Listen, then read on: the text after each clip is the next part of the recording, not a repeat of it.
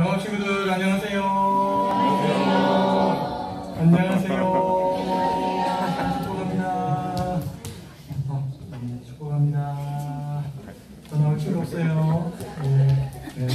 우리 엄마 아빠들도 반갑습니다.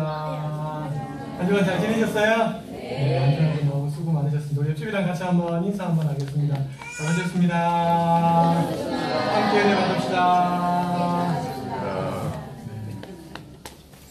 자, 우리 하나님 말씀 같이 한번 읽어보겠습니다. 시작. 우리가 이를 그 자손에게 숨기지 아니하고 여호와의 영예와 그 능력과 기이한 사적을 후에 전하노라. 아멘. 시편 78편 4절 말씀. 아멘. 우리 힘차게 박수치면서 하나님께 감사 찬양합니다. 하나님 감사해요. 주님의 사랑 주님이 주시는 모든 것을 하나님 지으시고 또 이기시고 또 도와주신 하나님 감사해요. 하나님 감사해요.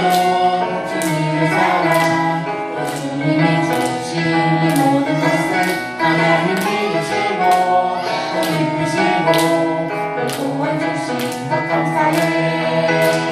십자가 사랑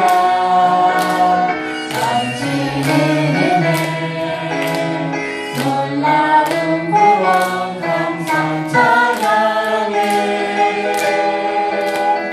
어디서든지 함께 하시는 그 크신 사랑 감사 찬양. 하나님 감사해요.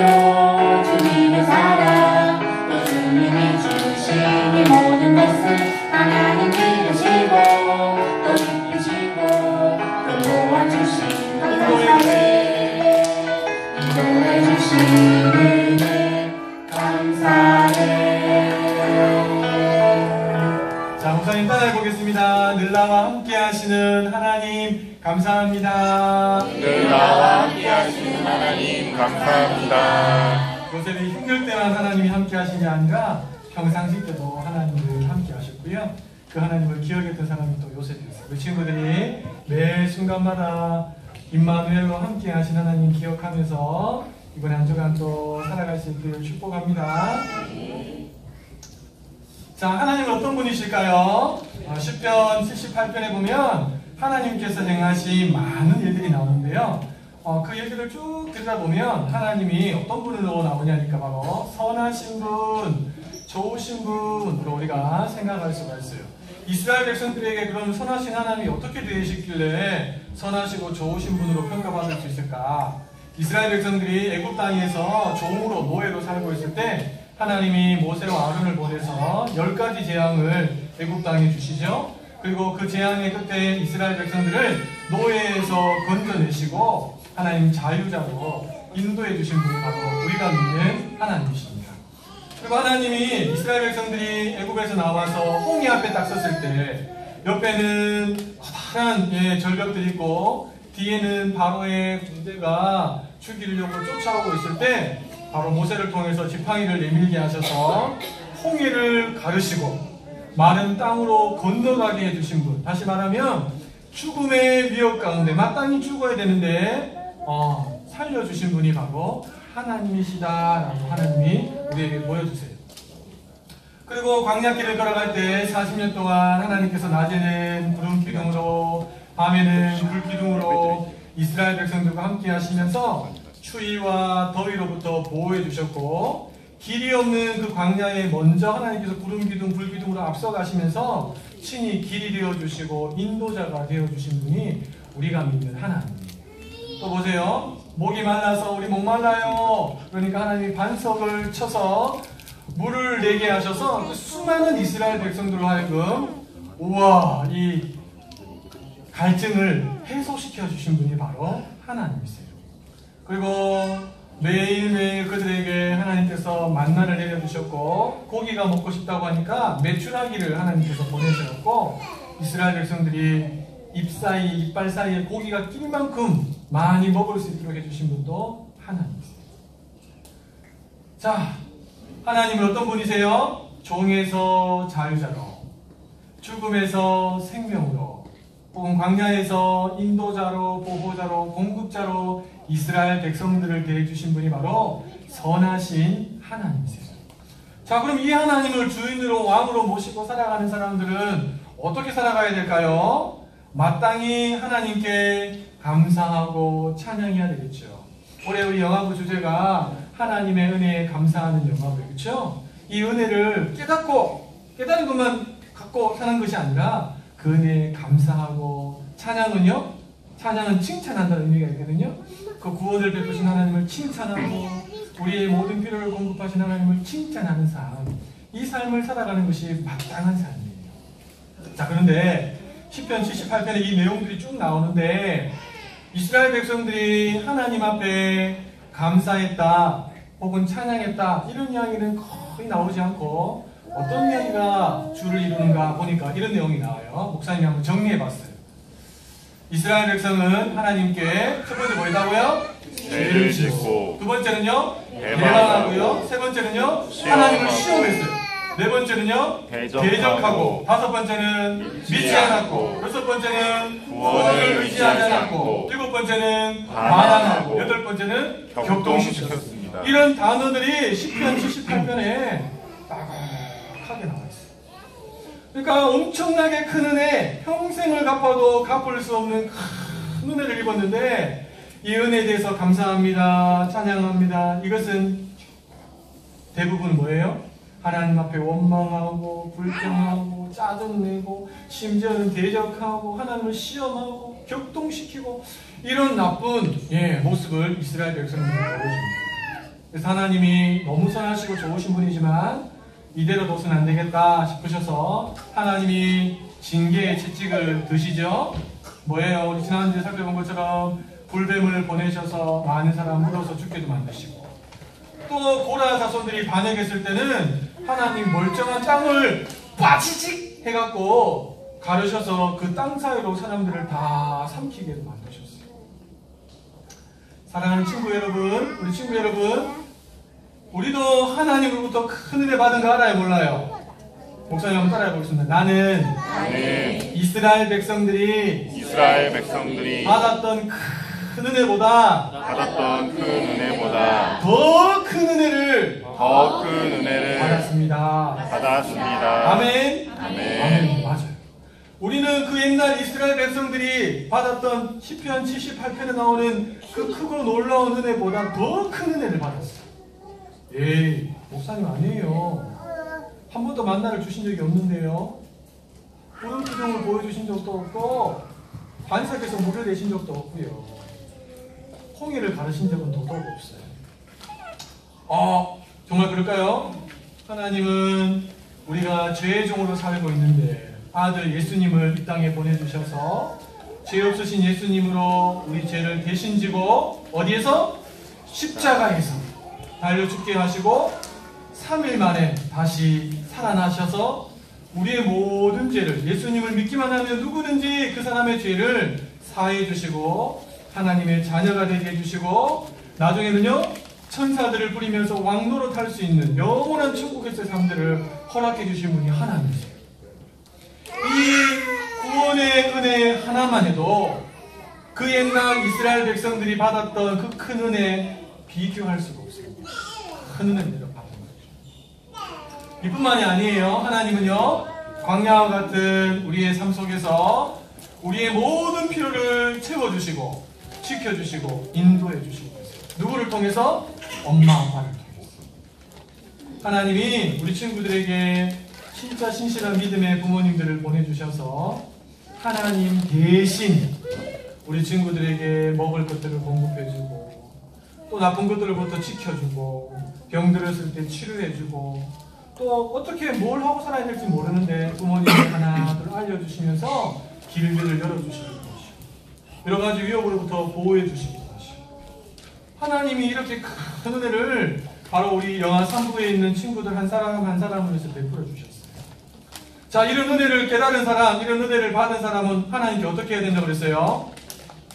그럼요. 하나님 앞에 감사하고 찬양하고 기뻐해 주시고 그리고 그런 부모님에게도 감사하고 찬양하고 기뻐해 주시고 근데 만약에 우리 친구들이 그 옛날 이스라엘 백성들처럼 감사와 찬양을 조금 하고 원망하고 불평하고 부모님 마음을 격동하고 시험하고 대적하고 그러면 어떻게 될까요?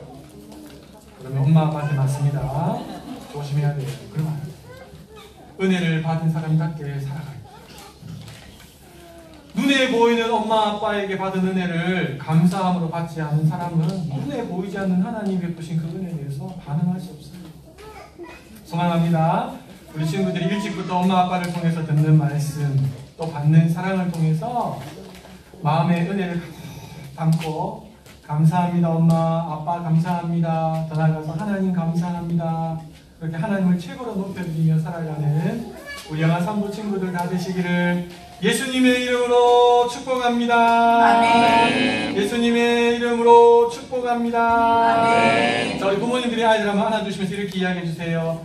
하나님으로부터 받은 은혜를 하나님으로부터 받은 은혜를 마음속에 잘 간직하며 살거라. 잘 간직하며 살거라. 하나님께 더 많이 감사하고 찬양하는 누구누구가 되거라. 이거니가 되거라. 네, 우리 아이들이 그런 아이들로 자라게 될 줄로 믿습니다. 아멘. 자, 우리 부모님들과 함께 말씀을 나눠보겠습니다. 우리 지난 금요 심야붕의 일꾼 재직 세미나 12번째 시간에 오신 분들만 손 들어보세요. 예, 감사합니다. 손 내리셔도 됩니다. 누가 오셨죠, 그날? 김두식. 물론 저는 왔습니다. 예. 제가 그분의 악기를 예배했습니다. 누가 오셨죠? 김두식. 그날 그 아버지께서 김치와 두부와 식초를 너무 좋아하셔서 아들 이름을 김두식 목사님으로 지으셨던 김두식 목사님 오셨어요. 그렇죠? 목사님 오셔서 이번에 설교 말미에 이런 말씀을 하셨어요. 사업하기 전에 뭐 받아야 되고? 은혜 받아야 하고. 결혼하기 전에? 은혜 받아야 하고. 유학 가기 전에? 은혜 받아야 하고. 은혜 못 받고 하면은 어불성설입니다. 그렇게 말씀하셨어요. 저는 100% 동감합니다. 은혜 받기 전에 사업하면 그 사업은 하나님을 위한 사업이 아니고 자기 자신을 위한 사업. 수단과 방법을 가리지 않고 부정을 저지르면서 또 사람을 짓누르면서 자기 사업을 크게 하는데 오로지 관심이 있는 거죠. 내 가족 거기에만 매달려 살아가는 거예요. 그리스도인이라고 하면서 예배를 드리면서 주일날 나오면서도 그렇게 살아가는 사람이 많아요. 여러분 결혼하기 전에 은혜 받지 못하고 결혼하면 어떻게 됩니까? 자기의 판단, 자기의 기준대로 아내를 대하고 남편을 대하고 나중에 자녀들이 태어나면 은혜 받지 못한 그 마음으로 대하는 겁니다. 유학 가는 것도 마찬가지죠. 뭐 때문에 공부해야 되는지 몰라요. 하나님의 영광을 위해서 나에게 이 큰 은혜를 베푸신 하나님께 감사하고 찬양하고 그분의 영광을 위해서 내가 공부를 하겠다 이런 마음이 아니라 부모님이 좀 미니까 그냥 가는 거예요. 그래서 얼마나 많은 아이들이 실패하는 경우가 더 많이 있습니까? 분명히 김두식 목사님이 은혜 받지 못하고 하면 이 모든 것이 어불성설이다 이렇게 말씀하셨어요. 그러면서 더 중요한 말씀하셨어요. 제가 한번 따라해 보겠습니다.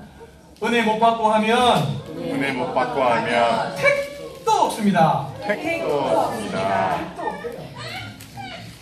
은혜 못 받고 이렇게 하면 택도 없습니다. 사업도 택도 없고 유학도 택도 없고 결혼생활도 택도 없는 거죠. 자, 시편 78편은요 어떤 내용인가 하니까 하나님께서 베푸신 은혜, 이 성경 안에서는 뭐라고 표현했냐니까 교훈, 옛 비밀이라고 표현했어요. 이것을 자녀, 후대에게 전해야 한다라는 내용이 바로 시편 78편의 방대한 내용의 핵심입니다.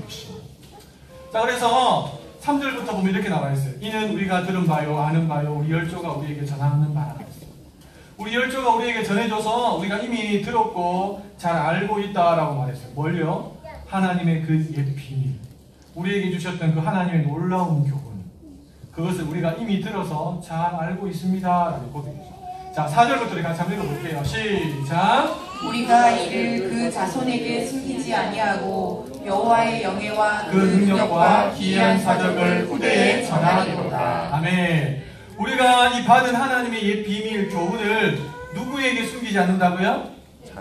내 자손들에게 숨기지 않는다는 거예요. 왜냐하면 그 너무너무 귀하고 좋은 거니까 숨기지 않고 어떻게 한다고요? 하나님의 영예와 하나님의 그 무한한 능력과 하나님 이미 행하신 기이한 사적들, 그것들을 내 후대에게 전하겠습니다 라고 하는 거죠.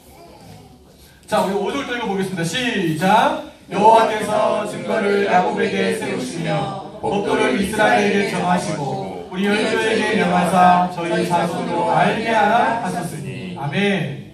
자, 하나님이 우리에게 베푸신 그 은혜는 우리 안에 가만히 담아두고 자녀들에게 숨기만 되는 것이 아니라 하나님이 그 옛날에 뭐라고 말씀하셨냐니까 우리 열조에게 말씀하시기를 그것을 너희 자손에게 알게 해야 돼 라고 하나님이 말씀하셨다는 거죠. 그러니까 가만히 있으면 안 돼요. 그렇죠? 알게 하기 위해서는 우리가 입을 열어서 가르쳐야 되죠. 하나님이 어떤 분이신지를 알려야 되고 하나님이 어떤 일을 행하셨는지도 알려야 되죠. 자, 마지막 6절 들어보겠습니다. 시작! 이는 저희로 후대 곧 후생 자손에게 이를 알게 하고 그들은 일어나 그 자손에게 일러서. 그렇죠? 우리가 하나님께 받은 그 옛 비밀, 하나님 놀라운 비밀을 받았어. 숨기지 않고 그것을 전하면 우리 후손이 그 사실을 알게 돼요. 그렇죠? 그리고 그 후손도 다시 일어나서 그 후손들에게 또 전하게 되는 거죠. 이게 뭐예요? 신앙의 전수예요. 여러분, 이스라엘 백성들이 이 신앙의 전수를 위해서 그 어느 민족보다도 열심히 철저하게 하나님의 말씀을 통해서 하나님이 그 옛날 우리 선조에게 어떻게 행하셨는지 하나님이 어떻게 좋으신 분이신지를 지금도 그 명맥을 유지하고 있다는 것이죠. 자, 그러면 봅시다. 하나님께서 베푸신 그 은혜, 교훈, 옛 비밀을 왜 우리 자손들에게, 후대에게 전해야 할까요? 라는 질문이 나왔습니다. 이 질문에 대한 대답은 그 다음 구절에 나옵니다. 7절과 8절 너무 중요한 말씀인데요. 우리 같이 한번 읽어보겠습니다. 시작! 저희로 그 소망을 하나님께 두며 하나님의 행사를 잊지 아니하고 오직 그 계명을 지켜서 그 열조 곧 완고하고 회역하여 그 마음이 정직하지 못하며 그 심령을 하나님께 충성치 아니한 세대와 같이 함께하여 하시리로다. 아멘. 왜 우리 다음 세대인 후손들에게 하나님의 그 비밀을 전해야 되는가? 이유는 간단합니다. 그것을 전하지 않으면 하나님께 소망을 두지 않습니다. 나에게 소망을, 물질의 소망을, 명예의 소망을, 그리고요 하나님이 행하신 행사를 잊어버려요. 뭐 몰라요, 몰라. 그래서 어떻게 됩니까? 당연히 그러니까 그 계명을 지키지 않겠죠. 그래서 그 열조들처럼 마음이 완고하고 폐역해지죠. 정직하지 못하죠. 더 나아가서 그들의 심령은 하나님께 충성치 아니하는 그런 세대가 일어나게 된다.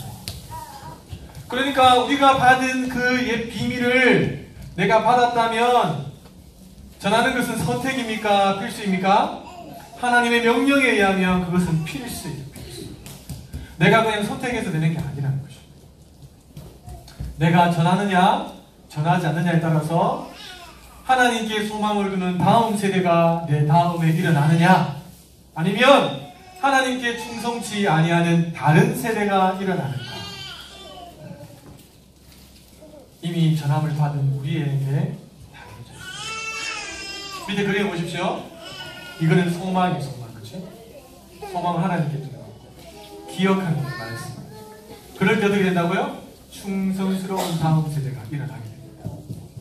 그러나 소망이 하나님께 없고 말씀을 기억하지 않으면 하나님께 충성치 아니하는, 아니 조금 더 직설적으로 말한다면 하나님을 향하여 대항하는 다음 세대가 일어나게 됩니다. 이런 오늘날 기독교 안티들이 참 많이 있어요. 대놓고 진짜 엄청나게 공격을 가는 안티들이 많이 있습니다. 근데 그들 중에 그 핵심 인물들 중에 상당수가 교회하고 무관한 사람들이 아니라는 거 아세요? 그 부모가 나는 교회 생활을 열심히 한 사람들인데 그 삶이 생활한 건 전혀 다르게 살아가는 사람, 혹은 누군가에게 큰 상처를 받아서 기독교에 대한 적대감을 가지고 있는 사람의 자녀들 중에 그런 세대가 하나님께 불충한 세대들이 어떻게 우리 잘못이겠죠. 우리가 제대로 전하지 못한 잘못이죠. 그럼 전남에 가면 강진 해주 최 씨가 있습니다. 이분이 33대소 백정자신데요. 혹시 해주 최 씨 있습니까? 한번 들어보시겠어요? 네. 아무도 안 계십니까? 1, 2, 3부 중에 아무도 안 계시네요. 해주세요. 자, 이분은 선조로부터 뭘 이제 전수받았냐니까 김치 담그는 거죠. 여러 가지 음식 중에서도 이제 김치 담그는 것을 전수받았는데 이 전수가 무려 짧게 보면 300년, 길게 보면 500년 동안의 전수 내려져온 기술, 노하우, 그것들을 전수받았어요. 배추는 언제 절여야 되고 얼마만큼 절여야 되고 만들었을 때 어떨 때 이 양념을 집어넣어서 하면 가장 좋은지, 또 양념에 속살들을 넣을 때 어떻게 하면 좋은지, 양념을 만들 때는 어떤 비율을 통해서 만들어야 되는지, 재료들을 어떻게 구입해야 되는지, 이런 디테일한 부분 하나까지 그 믿음의, 믿음이 아니죠. 그 김장의 선조들이 이렇게 다 그 다음 자기 며느리들한테 혹은 딸들한테 전수. 그게 몇 년 동안 지속됐다고요? 짧게는 300년, 길게는 500년. 와, 대단하지 않습니까, 여러분? 500년. 내가 한 말, 이 말이 내 아이에게 감동을 받아서 한 500년 갈 수 있다고 생각하세요? 쉽지 않은 겁니다. 전통을 그렇게 오랫동안 지키면서 대대로 이어져 내려온 김장의 비법을 이 방송국에 나와서 말씀하셨어요. 물론 말씀하긴 하셨는데 다 하시는지 잘 모르겠어요. 근데 어떻게 전수했는가 보니까 소중하게 후손들에게 전했다. 마치 이 김장을 담그는 놀라운 비밀, 이 비밀을 소중하게 여기면서 전했다.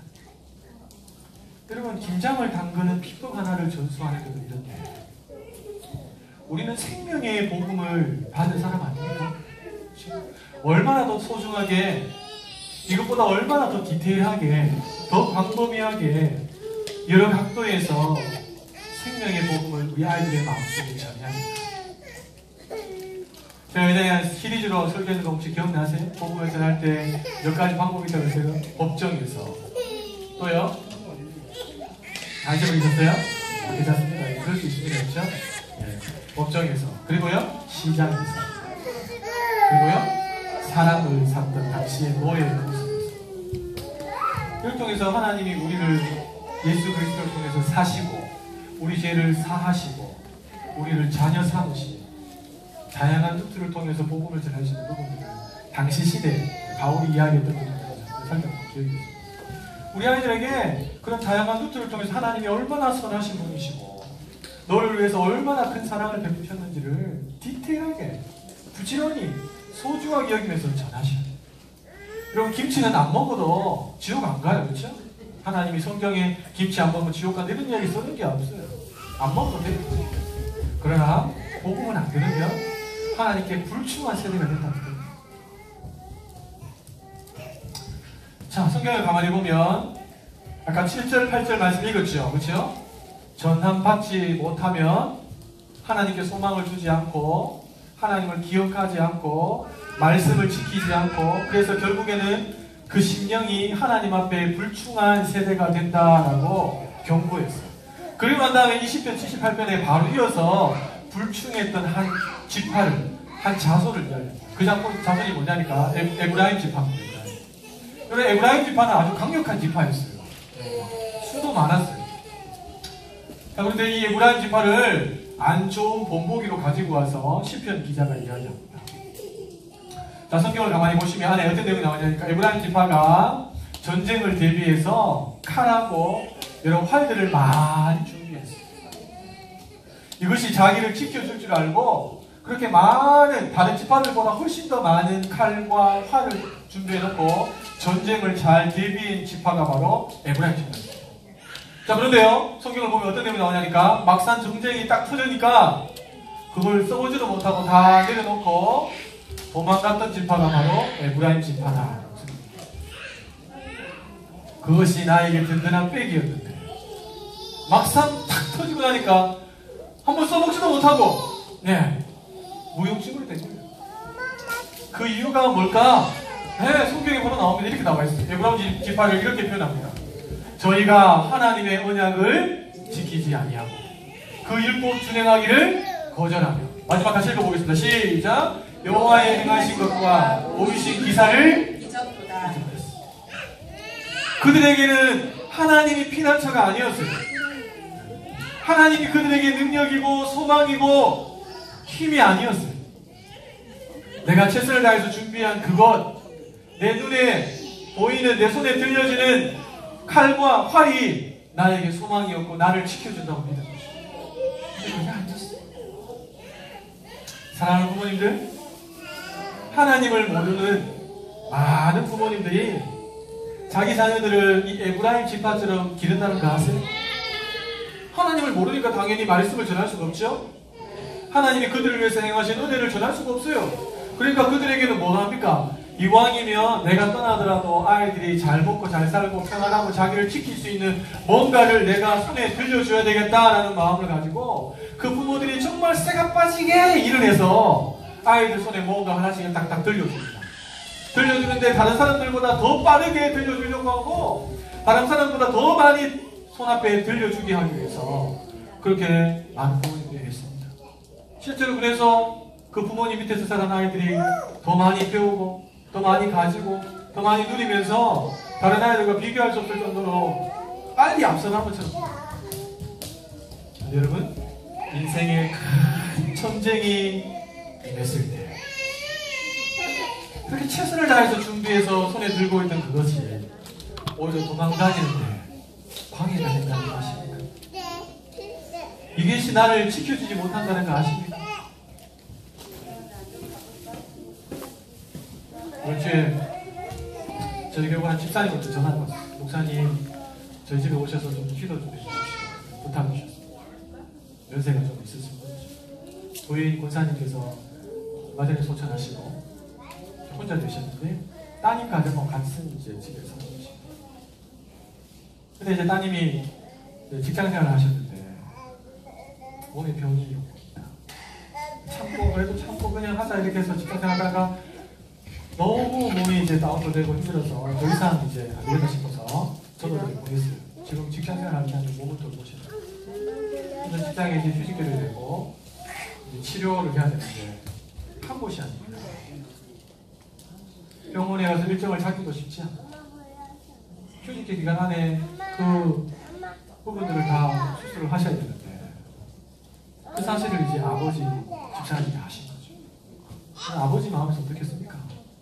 엄마라도 있으면 딸의 그 마음을 읽어주고 위로해주고 다독여줄 텐데 아버지들은 그게 좀 약하잖아요. 특별히 갱상도 아버지들은 더 심하잖아요. 지적만 하고 나무라기만 하고. 그러니까 집사님이 혼자 그거 알다가 어떻게 하나 하다가 이제 컴퓨터 앞에 앉으셨어요.